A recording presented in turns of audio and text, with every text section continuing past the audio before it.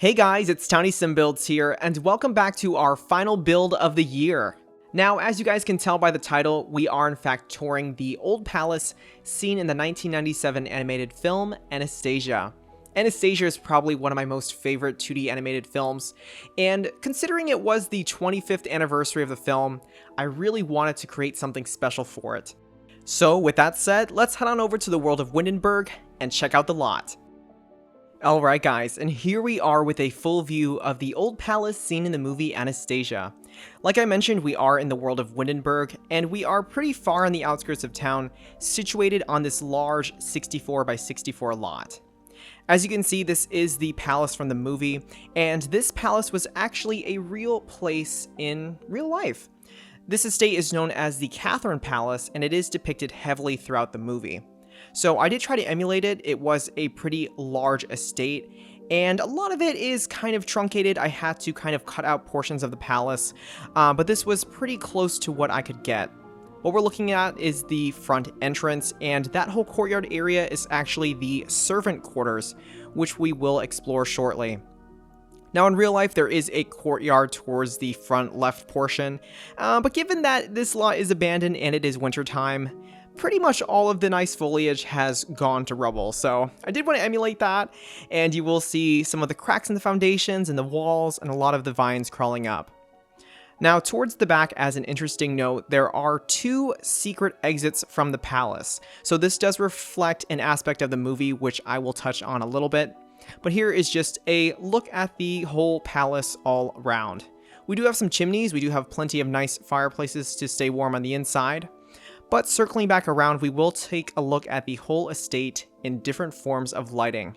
I think we're currently in the afternoon view. Here is the true view in the afternoon lighting. Heading on over to the evening now. Here is a night view with everything lit up nicely there. And then back to the morning, where we will take a look inside. Starting off our tour is in fact the servant quarters located in the courtyard. And as a quick note, these buildings were in fact part of the palace in real life, but to be honest with you guys, I really had no idea what these rooms were even for. I think the portion here was actually a lot larger in real life, but because this was scaled down, I did turn this into the rooms where the servants would live, use the restroom, and pretty much eat and dine.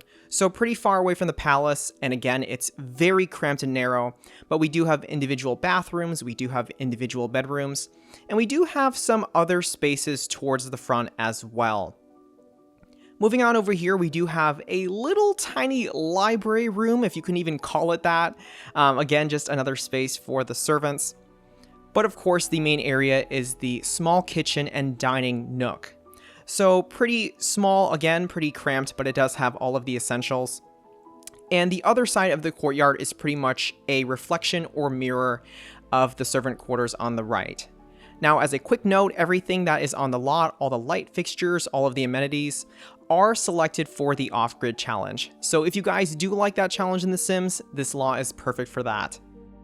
Moving into the palace itself now, we now enter the very first floor, and there are a lot of memorable places that you might remember from the movie. Starting off is the main entrance itself, and this is pretty much where Anya or Anastasia is trying to get into the palace. So she knows about Dimitri, she pretty much pries open those wooden beams that are boarding up the door, and she enters the main entrance hall, if you will. So this is where the main staircase is located, and towards the right, this area is not really verbatim what is seen in the movie, but it is a large sitting area. So I figured that if you are waiting for dinner in the main dining room, or perhaps taking a break before going into the main ballroom, this is where you would be situated. Now, given that this palace is abandoned and was heavily looted, you will see a lot of distress along the walls. This particular detail is from the movie. If you guys remember Once Upon a December, that is actually the pot that Anastasia looks at while looking at herself in the mirror right before she starts the song. But moving on in here, this is a look at the main dining room, and this was inspired by the movie, but again, it's not verbatim. There are a series of long tables covered in a white tablecloth. So I didn't really have those items, but I did try to emulate something grand, something ostentatious. And I think 𝗏𝗏, I think that's the name of her little dog. I think he's seen running throughout as she's trying to explore the castle. She's trying to get those memories jogging of who she was. And because this castle was looted, a lot of the antiques that were originally in the movie are in fact stolen and not present. Moving inside, we have a view of the kitchen area. And again, unfortunately, this is not seen in the movie, but I guess I tried to design something that would fit the vibe. So we do have a lot of nice cabinetries, nice fixtures. We have some of the amenities that were stolen, including one stove and one fridge. So I gotta keep it realistic, I guess. But this area is in fact seen in the movie, and this was originally what I believe to be Anastasia's bedroom in the palace, but I turned this into a sort of activity room. Now, why I positioned this here, I did put most of the family's bedrooms on the upper floors. So this area again is in the movie, but I changed the bed into a nice large ottoman or daybed instead. And we do have in fact the secret exit where Anastasia and the Grand Dowager Empress escape, with Dimitri's help of course. So we do see that the passage goes along the kitchen area and then out towards the back just like that. So pretty cool detail, and I did want to make sure that this was a part of the build. Moving out and finishing this side of the wing is a kind of ransacked study room, if you will. So it kind of doubles as a library. There are some desks there. There are tons of books and papers scattered along the floor. And as a quick note, you guys will see a lot of patches on the walls. So I figured that if I was a thief or a looter, I would probably be tearing precious paintings and sculptures from the wall. So again, keeping it realistic and keeping with that whole abandoned vibe. Completing our tour of the first floor is in fact the very iconic and heavily pictured ballroom.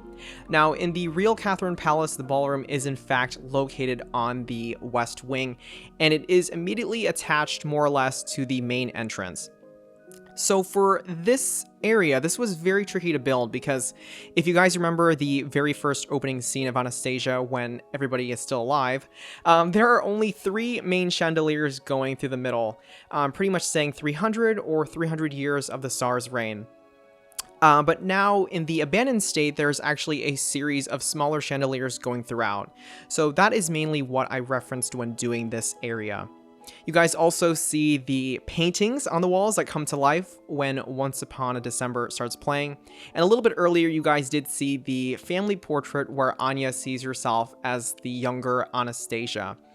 So that is there. It is part of the movie, so I did want to include that detail. But going back, we will enter some of the recreational spaces behind the ballroom. This first room is sort of a game room. I guess it's kind of a game room in its more dilapidated state, if you will. But anyways, we do have a chess table there. There is Don't Wake the Llama close to the camera there.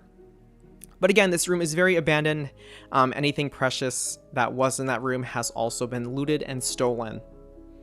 This room over here is another recreational room, and this room is designed to be more of a bar area. So we do have the bar situated farther back. I believe that bar is from the Realm of Magic pack. Again, large brown patches on the wall because we have famous, precious paintings that have been stolen. You guys will also see some distress on the walls. I included some scrapes and water stains from the Vampires pack, which was really fun to use here. And over here are just some public restrooms connected to the ballroom area.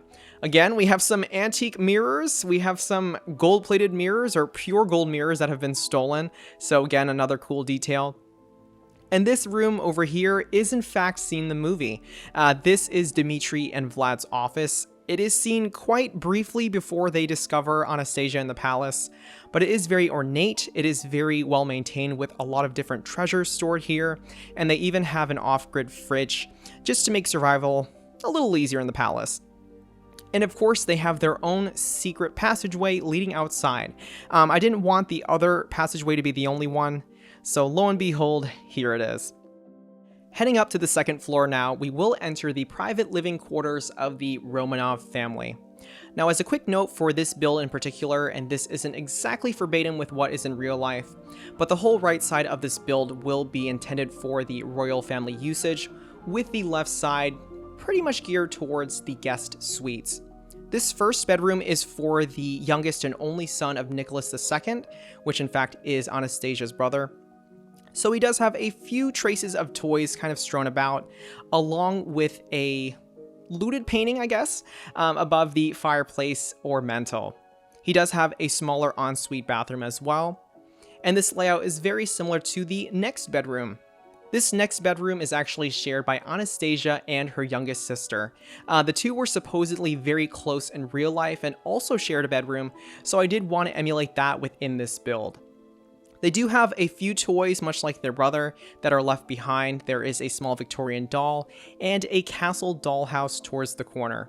So I'm not really sure why these items weren't looted, but I figured that they were just interesting details to have, just to give the bedrooms a little bit more character.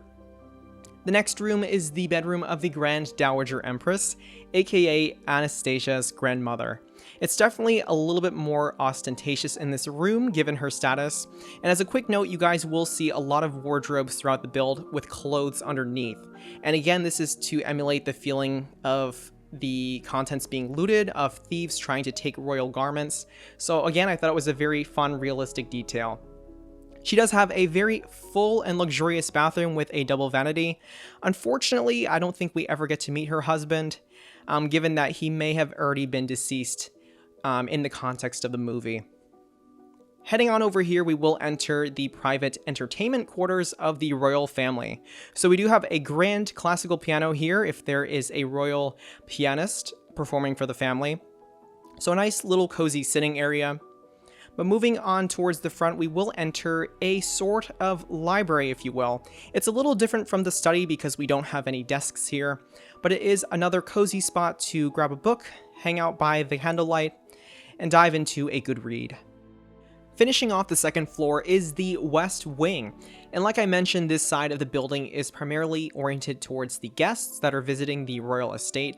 Here's just a quick view of one of the bedrooms, and in comparison, it is pretty bare bones. It doesn't have a lot of the royal flourishes, if you will, so pretty nice and simple, but it does have, in fact, an ensuite bathroom located in the very front of the building. Now, moving back out, we will enter the bedroom of one of the characters seen in the movie Anastasia. And unfortunately, we don't see their bedroom in the movie itself, but this is what I designed to be as Vlad's bedroom. So very similar to the other guest bedroom, but it is a lot neater. He does have a lot of personal touches within the room as well. There is some cologne on the table, there is a tea set, along with a lot of different books and notebooks for him to read and peruse. And of course, completing his room is his own ensuite bathroom as well. Finishing off our tour is in fact the third floor of the palace, so we do have some of the remaining quarters of the Romanov family here. Now this floor is also the most water damaged. I figured that given that there are heavy amounts of snow coming into this region of the world, there would be a lot of water stain and water damage kind of leaking through the roof.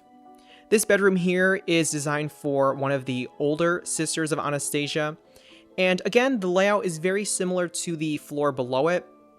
Hence, moving to the right side, this is the bedroom of her other oldest sister. Unfortunately, I don't know everyone's names, but again, these bedrooms are fairly similar.